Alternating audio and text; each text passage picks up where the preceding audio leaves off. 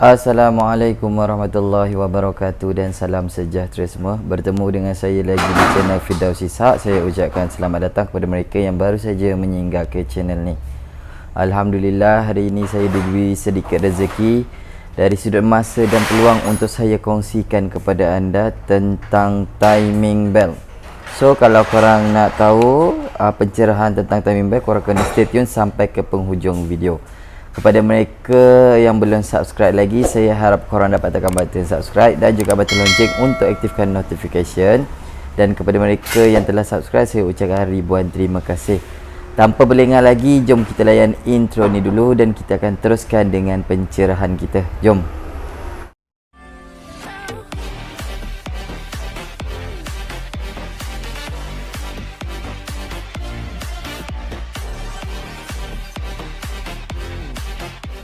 Sedikit pencerahan tentang timing bell. Okey. So seperti mana yang kita tahu, ini adalah timing bell. Timing bell sebagai contoh lah, ini timing bell yang mana kereta ada sesetengah pakai timing bell, ada yang pakai timing chain. Jadi saya nak cerita tentang timing bell ni. Kalau korang nak ganti timing bell ni, korang kena pastikan dia datang satu set.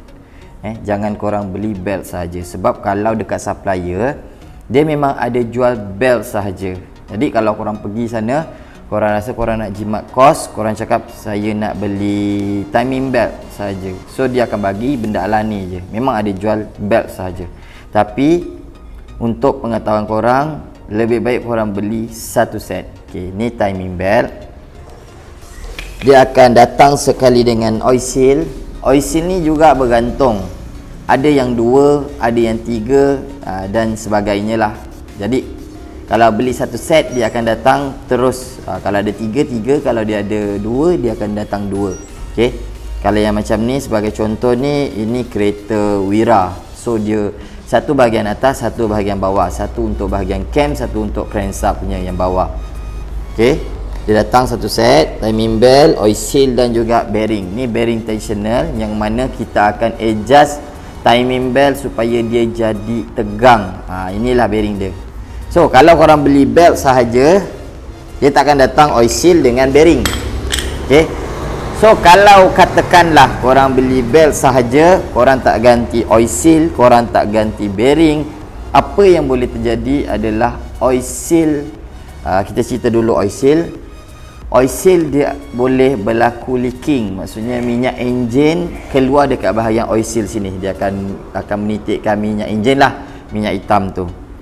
So bila leaking, bila oil seal dah leaking, dia akan mengakibatkan timing bell dan keseluruhan tempat bahagian timing bell ni basah dengan minyak enjin. Okay, so sedia maklum, timing bell dibuat daripada getah.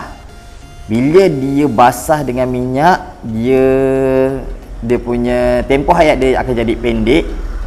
Dan salah satu kesan dia akan boleh jadi timing bell terlucut. Sebagai contoh, ini timing bell yang dah terlucut lah. Okay, boleh dekat sikit kot, boleh tengok dekat sikit. Bila terlucut, dia jadi macam ni. Terlucut macam-macam keadaan dia punya rupa bentuk timing bell ni. Macam ini dia terlucut. So bila terlucut, marking untuk bahagian atas dengan bahagian bawah dia akan lari dan akan berlaku masalah pada enjin. Memang akan berlaku yang lebih parah lah daripada modal untuk tukar timing bell satu set ni beberapa ratus, mungkin bawah 500. Jadi berganda-ganda lah, disebabkan bila timing bell ni terlucut, head kena naik, kena rombak balik bahagian head tu. Okey, keseluruhan. Okey, ini sebagai contoh timing bell terlucut.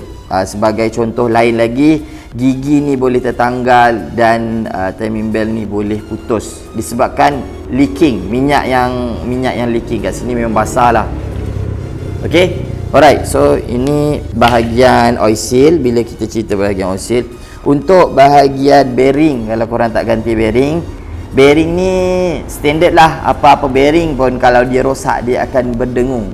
Okey. Kalau korang tak ganti, dia boleh jadi berdengung. Dia mula dengan dengung dan dia akan boleh jadi pecah. Kalau korang pakai terus lama.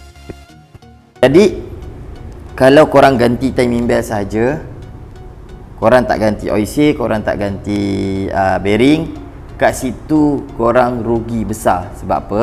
Bila korang ganti timing belt, katakanlah tempoh hayat dia lebih-lebih kurang sama je. Korang ganti timing belt, katakan leaking korang ganti oil seal. Oil seal pula korang nak ganti oil seal ni, korang kena buka timing belt ni balik, kena keluarkan timing belt ni, baru boleh ganti oil seal ni. Okay, so biarlah sekali kerja.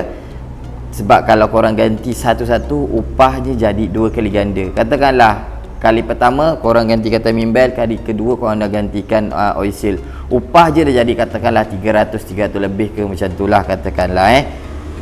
Oil seal pakai lagi setahun, bearing pula bunyi.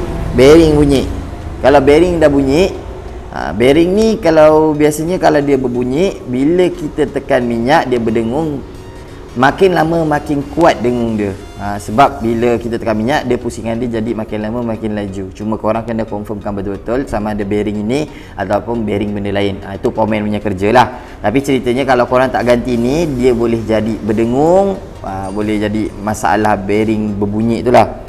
So korang dah ganti timing belt, dah kena 100 lebih. Lepas tu ganti oil seal pula, dah jadi 100 lebih lagi. Kali ketiga kau nak ganti bearing ni 100 lebih lagi. Dah jadi berapa? Kat situ dah tak jadi jimat. Cerita dia dah tak jadi jimat. Okay, alright. So itulah sedikit tentang timing belt kit set.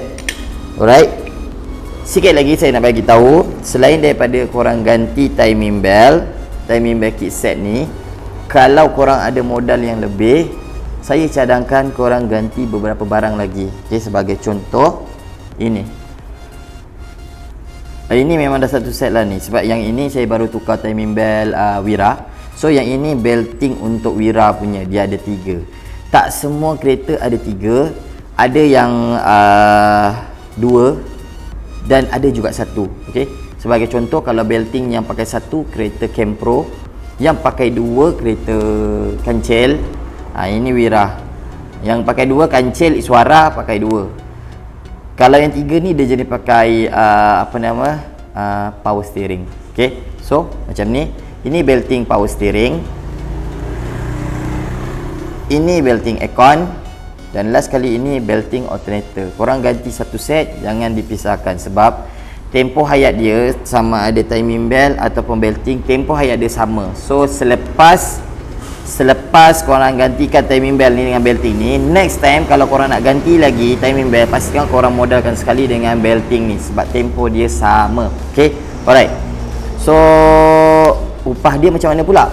Okay, untuk cerita upah, belting ni tak ada upah dah bila korang gantikan timing belt. Sebab apa? Bila korang nak ganti timing belt, belting ni dulu yang akan dikeluarkan, baru korang akan keluarkan untuk timing belt. So dia punya proses kerja memang macam tu. Bila korang dah keluarkan timing belt, korang pasang balik timing belt, nak pasang belting, terus pasang yang baru. Okay, sebab tu saya cakap tak ada upah pada proses penukaran timing belt, sebab upah dia dah kira yang masa dekat timing belt ni. Okay, alright. Okay, yang ini belting. Ada lagi, kalau katakan korang ada modal yang lebih lagi, masukkanlah water pump sekali. Okay, ni water pump, ni pump air. Pump air ni kalau korang nak ganti, korang kena buka timing belt. Yang ini sebagai contoh kereta Wira lah, kena buka timing belt. So proses kerja dia, korang kena buka belting, lepas tu korang kena keluarkan timing belt ni. Bila keluarkan timing belt ni, dia duduk kat belakang macam ni. Buka timing belt ni, keluarkan, baru jumpa water pump. So seeloknya korang ganti water pump sekali. So lepas-lepas ni ganti timing belt, terus sekali jalan. Jangan tunggu sampai water pump ni bocor.